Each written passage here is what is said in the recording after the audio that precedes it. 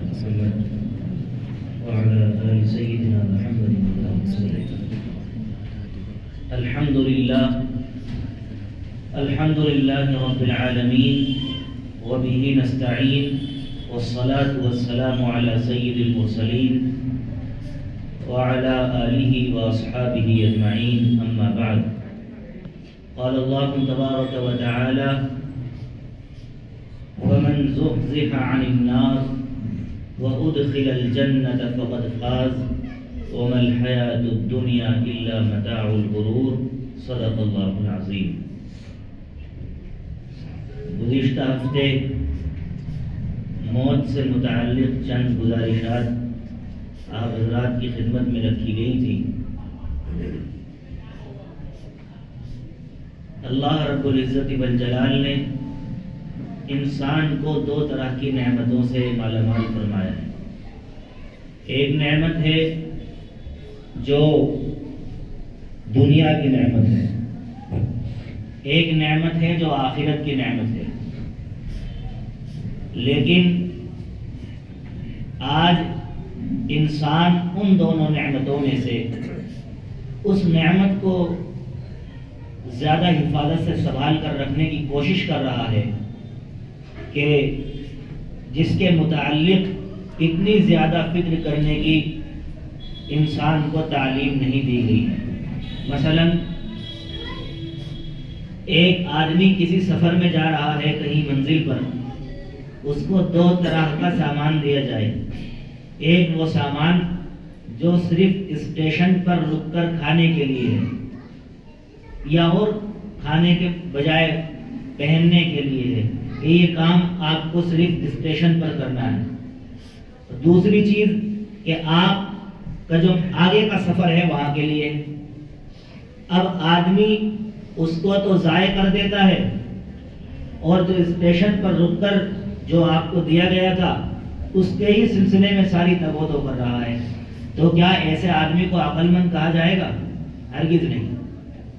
اللہ رب العزت والجلال نے ہماری تمام دنیاوی نعمتوں کا انتظام بھی فرمایا، آخرت کی نعمتوں کا انتظام بھی فرمایا ہے۔ افسوس کی بات یہ ہے کہ آج ایک انسان مسلمان وہ ان نعمتوں پر تو بہت زیادہ توجہ دے رہا ہے، ان کو سنبھالنے کی بھی فکر کرتا ہے، ان کو بچا کر رکھنے کی بھی کوشش کرتا ہے، اور یہ چاہتا ہے کہ جو کچھ اس نے کمایا ہے، جو کچھ اس نے اچیو کیا ہے، جو کچھ اس نے حاصل کیا ہے، وہ اس کے ہاتھ سے غائب نہ ہو جائے، وہ اس کے ہاتھ سے چلا نہ جائے، وہ کہیں ختم نہ ہو جائے۔ لیکن وہ چیز جو اللہ نے بغیر مانگے، اللہ نے اپنی مشیت سے، اپنے ارادے سے، اپنی قدرت سے، اپنے فضل سے، اپنے کرم سے، اپنی رحمت سے، اپنی شفقت سے اللہ نے جو چیز اس کو آخرت کی عطا فرمائی ہے، اس کے متعلق انسان کوئی بھی کاوش اور کوشش نہیں کر رہا ہے، اس کو ایمان کی دولت کہتے ہیں۔ میرے بھائی، آپ سمجھتے کیا ہیں ایمان کے متعلق؟ آپ نے پڑھا بھی کیا ہے؟ اسی لیے ہمیں اس کی فکر اور اس کی کوشش ہم نہیں کرتے ہیں۔ کاش ہم نے سمجھا ہوتا ایمان کتنی عظیم الشان دولت ہے، کاش ہم نے پڑھا ہوتا کہ ایمان کہتے کسے ہیں، ایمان کا مقام کیا ہے، ایمان کی ویلیو کیا ہے، اس کی اہمیت کیا ہے، تو خدا کی قسم جو ہماری ساری تگ و دو، ہماری کوششیں، کاوشیں، سعی پیہم اور جہد مسلسل ہماری خرچ دنیا کے اوپر ہو رہی ہے، آج وہ ایمان کے اوپر ہوتی۔ ابھی ماضی قریب میں ایک نام آپ نے سنا ہوگا، شری ناتھ کھنڈیلوال۔ جو لوگ سوشل میڈیا اخبارات پڑھتے ہیں تھوڑا بہت انہوں نے نام ضرور سنا ہوگا، شری ناتھ کھنڈیلوال۔ 400 کتاب لکھی ہے اس شخص نے۔ کتنی کتاب؟ 400۔ آپ میں سے کسی کو اگر یہ کہہ دیا جائے آؤ یہاں جمعے کے دن منبر پر بیٹھ کر 10 منٹ بات کرو، تو اس کے علاوہ اس سے سروکار نہیں کہ آپ اپنی لائن میں کتنا بولتے ہیں اور کتنی معلومات رکھتے ہیں، اور دن بھر میں آپ نہ جانے کتنی مجلسوں میں گفتگو کرتے ہیں۔ یہاں 10 منٹ میں انسان کے پسینے چھوٹ جاتے ہیں اگر انسان کو اپنی گفتگو کہنے کا سلیقہ نہ ہو۔ آپ سے کہہ دیا جائے لو ایک کاغذ اور یہ قلم اور 4 لائن اس پر لکھنی ہے، آپ کو، آپ نہیں لکھ سکتے، بہت مشکل کام ہے۔ اس آدمی نے 400 کتابیں لکھی ہیں. کتنی؟ 400. بہت بڑی ایک تعداد ہے اور بہت مالدار. لیکن آخری وقت جب آیا ہے بچوں نے گھر سے نکال دیا. اولڈ ہوم میں، اولڈ ہاؤس میں اپنی آخری سانس اس نے مکمل کی ہیں. اب یہ پوچھا جائے کہ اتنا سب کچھ ہونے کے باوجود اس کی قدر نہیں. لوگ یہ بھی کہہ رہے ہیں کہ بھئی اولاد کا قصور ہے اس میں. تو ہم کہتے ہیں کہ اولاد کا قصور اپنی جگہ ہے، لیکن ہمارا ساتھ ساتھ میں یہ بھی کہنا ہے کہ اس کے پاس تعلیم تھی. 400 کتابیں ضرور لکھی ہیں، لیکن وہ تعلیم نہیں تھی کہ جس سے انسان کو انسانیت کا پیغام دیا جاتا ہے. آج جس دھرم کو یہ کہا جاتا ہے یہ مار کاٹ کا مذہب ہے، اس کے اندر تو بس صرف یہ سکھایا گیا ہے جہاں کافروں کو دیکھو مار دو. میں کہنا چاہتا ہوں ایسے لوگوں سے، آؤ پڑھو دین اسلام کو، سیکھو، پڑھو محمد کی شریعت کو کہ اس کے اندر انسان کو انسان کا درجہ دیا گیا ہے. جس زمانے میں رسول اللہ صلی اللہ علیہ وسلم تشریف لائے عورت کو پیر کی جوتی سمجھا جاتا تھا. آپ پڑھیے احادیث، کوئی فضیلت نہیں ہے لڑکوں کے تعلق سے، لیکن کہا گیا کہ جو آدمی بچیوں کی کفالت کرے گا میں اس کی طرف سے جنت کی ضمانت لیتا ہوں.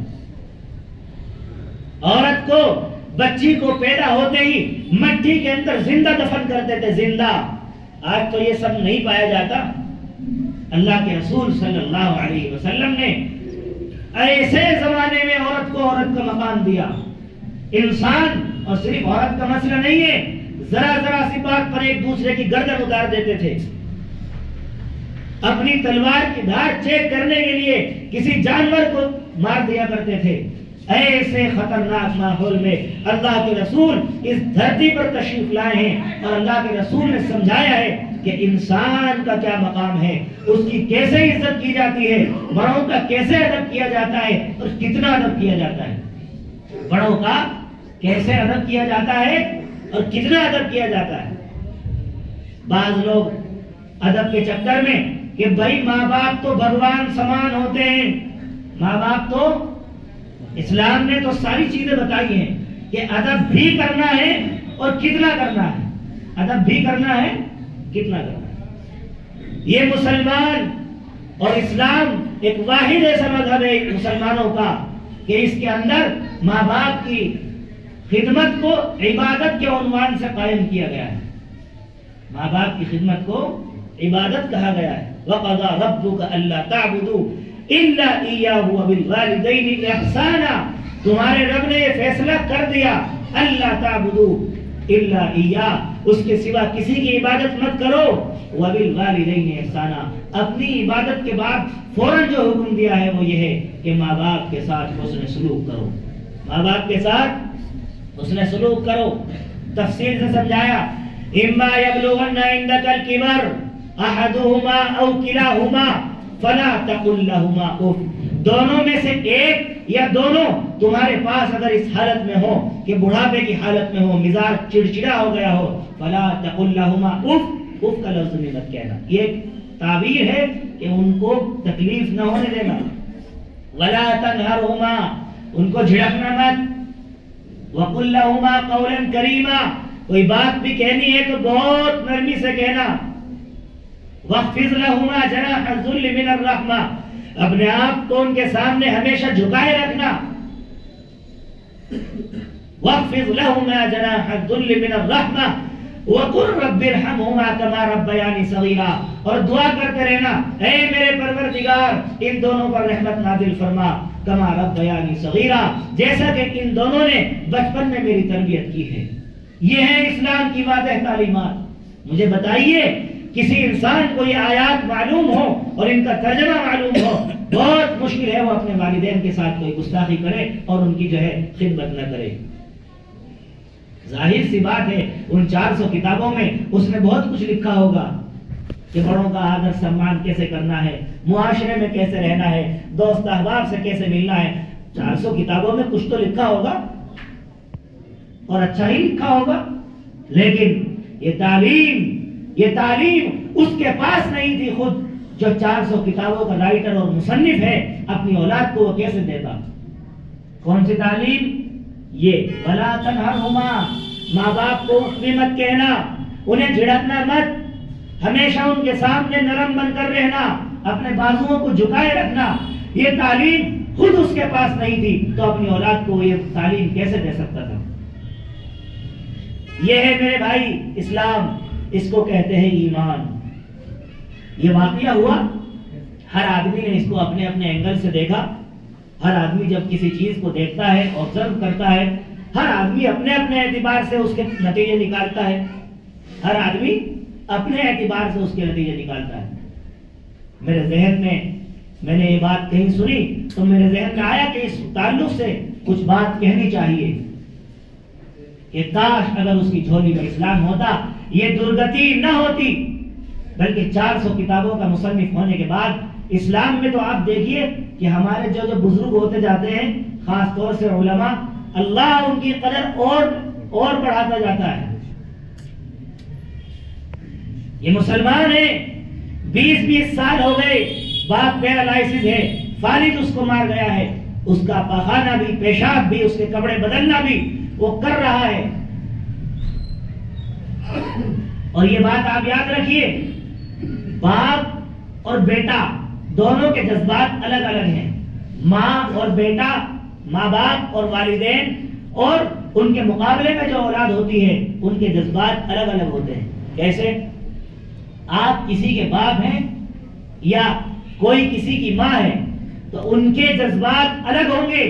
وہ اگر بچے کی خدمت بھی کرتے ہیں، ماں کی کیا کچھ نہیں کرتی، ماں کیا کچھ نہیں کرتی اولاد کے لیے، اور باپ کیا کچھ نہیں کرتا، لیکن وہ اس سے بدلہ نہیں چاہتا، وہ اس سے بدلہ نہیں چاہتا۔ وہ یہ کرنے کو بھی یہ سمجھتا ہے کہ بھائی میرے لیے بڑی سعادت کی بات ہے۔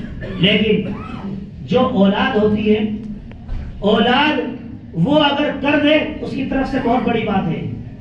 اولاد اگر کسی باپ کا پاخانہ پیشاب صاف کر دے، یہ اس کی طرف سے بہت بڑی بات ہے، کیونکہ اس نے باپ کو جنا نہیں ہے، اس نے باپ کو جنا نہیں ہے، اس کو پیدا نہیں کیا ہے۔ تو لہذا یہ فرق ہوتے ہیں اپنے اپنے احساسات اور شعور کے۔ لہذا اس آدمی کے پاس یہ تعلیم نہیں تھی کہ کیسے اسے یہ پیغام دیا جائے، اس لیے اس کتاب میں جو اس نے لکھی ہے، ممکن ہے اس طرح کا کچھ نہ لکھا ہو۔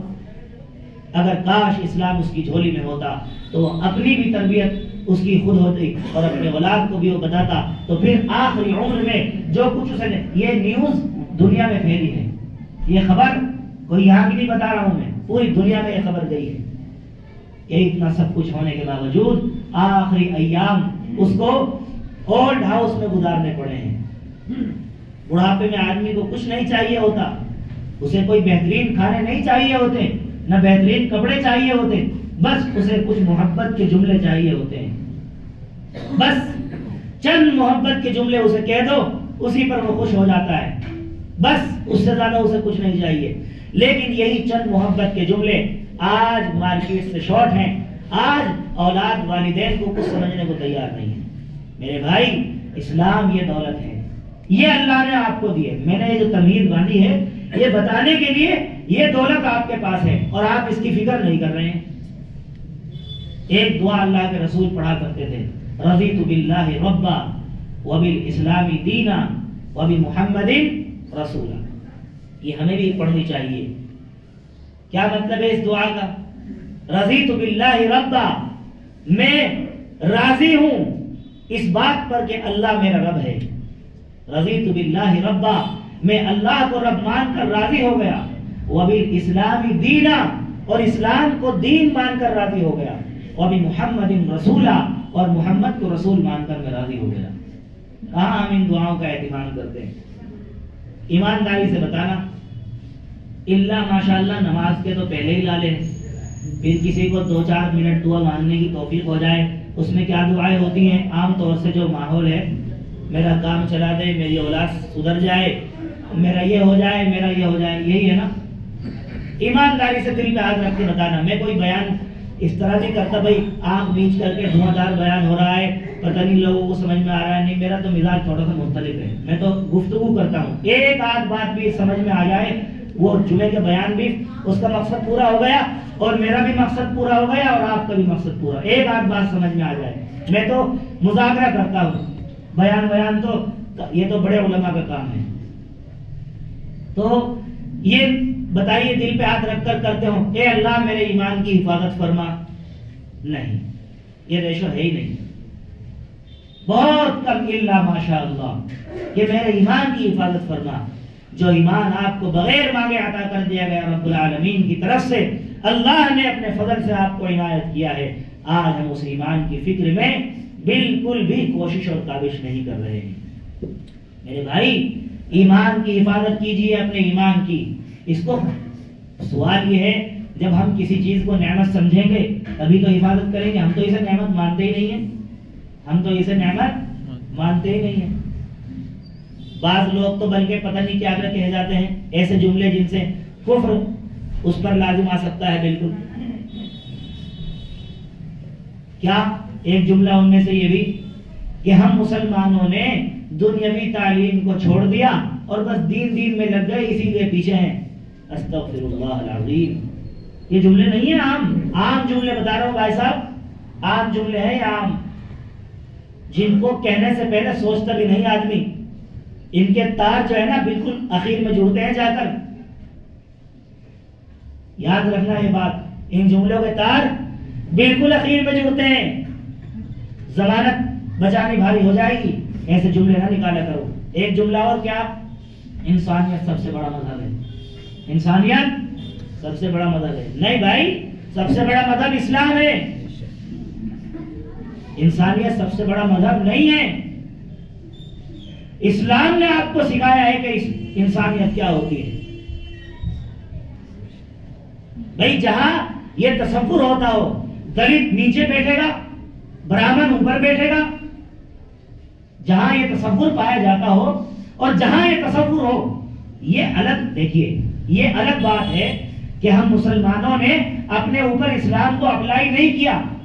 یہ شرم کی بات ہے. مثال کے طور پر میرے ہاتھ میں کوئی گھڑی ہے، میں اس کے فضائل بتاؤں یہ اس کمپنی کی ہے، ایسا ہے ایسا ہے ایسا ہے. میں فضائل بتا رہا ہوں کچھ اور گھڑی پہن رکھی کسی اور کمپنی کی، تو آدمی سامنے والے یہ کہے گا بھائی جب اتنے سب اچھی چیزیں ہیں، اس میں فیچرز ہیں، آپ کے ہاتھ میں کیوں نہیں ہے؟ آپ نے کیوں دوسری کمپنی کی پہن رکھی ہے؟ تو ہمارے ساتھ جو سب سے بڑا مسئلہ یہ ہے نا، وہ یہی ہے کہ آج ہماری گفتگو کا، ہمارے کہنے سننے کا، ہماری دعوت کا، تبلیغ کا جو اثر نہیں ہے، وہ اس وجہ سے نہیں ہے کہ جو کچھ ہم کہتے ہیں وہ کر کے نہیں دکھا رہے. جو کچھ ہم کہتے ہیں وہ کر کے نہیں دکھا رہے. آج ہم داڑھی کی دعوت کس منہ سے دیں دوسروں کو؟ ہمارے چہرے پر داڑھی نہیں ہے. آج ہم کس منہ سے کہیں کہ دھوکہ دھڑی نہیں کرنی چاہیے؟ ہم خود اس سے نہیں بچ رہے ہیں. آج ہم کس منہ سے کہیں گے گالی نہیں دینی چاہیے؟ ہم خود اس سے نہیں بچ رہے ہیں. تو سارا مسئلہ یہ ہے. تو یہ ایک الگ مسئلہ ہے، لیکن جو اسلام ہے، جو اس کی واضح اور روشن گولڈن تعلیمات ہیں، اس کے اندر یہ چیزیں ہیں کہ کوئی فرق نہیں ہے، تمام مسلمان برابر ہیں، کوئی برادری چھوٹی بڑی نہیں ہے. وہ چاہے سمجھی جاتی ہو، جہالت ہی سے تو سمجھی جاتی ہیں. اسلام میں تو کوئی تصور نہیں ہے ان چیزوں کا، یہ تو جہالت ہی سے سمجھی جا رہی ہے. تو اسلام میں سب برابر. اسلام میں حقوق متعین کیے گئے باقاعدہ. باپ کے یہ حق ہے، ماں کے یہ حق ہے، بہن کا یہ حق ہے، بھائی کا یہ حق ہے، رشتہ دار کا یہ حق ہے، قریب والے پڑوسی کا یہ حق ہے، دور والے پڑوسی کا حق یہ ہے. بتائیے مجھے کہیں نہیں دکھا سکتے آپ پورے کہیں بھی کہ پڑوسیوں میں بھی دو تقسیم ہو، ایک قریب کا اور ایک دور کا. یہاں تک کہ کہا گیا جب آپ مکان بیچیں گے پڑوسی سے پہلے پوچھیں گے. اس کو باقاعدہ فقہ کی اصطلاح میں، فقہ کی ٹرم میں حق شفا کے نام سے تعبیر کیا گیا. آپ مکان بیچیں گے تو پڑوسی سے پہلے پوچھیں گے ہاں جی میں مکان بیچ رہا ہوں، آپ اس کو لیں گے یا نہیں. آج تو یہ ہوتا ہے کہ بس کیا کہا جائے، اس کی اتنی مثالیں ہیں، بیان کرنے کے لیے وقت نہیں ہے. یہاں تک کہ جو مساجد کے پڑوسی ہوتے ہیں، اکثر سب جگہ کا یہ حال ہے، غیر کو بیچ جائیں گے، مسجد کو زمین نہیں دیں گے. پھر تو یہی ہوگا جب ایسا ہوگا تو پھر رام مندر ہی بنے گی اور کچھ نہیں ہوگا. میں سیدھا سیدھا کہتا ہوں بھائی، آپ ایک مسلمان ہو کر اب پیسہ لے کر، فری میں نہیں، آپ ایک مسلمان ہو کر پیسے لے کر مسجد کو زمین نہیں دے سکتے تو پھر کیا امید کرتے ہو؟ یہی ہوگا پھر تمہارے ساتھ، یہی ہوگا جو ہو رہا ہے.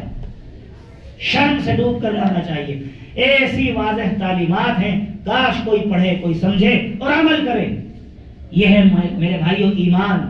یہ دولت آپ کے سینے میں اللہ نے دی ہے، اس کی حفاظت کرو. یہ ذمہ داری ایک نوجوان کی بھی ہے، ایک بوڑھے کی بھی ہے، ایک مرد کی بھی، عورت کی بھی، سب کی ذمہ داری ہے کہ وہ اپنے ایمان کی حفاظت کریں. ہمارے حضرت ایک جملہ عام طور سے کہتے ہیں، وہ کہہ کر بات ختم کر رہا ہوں.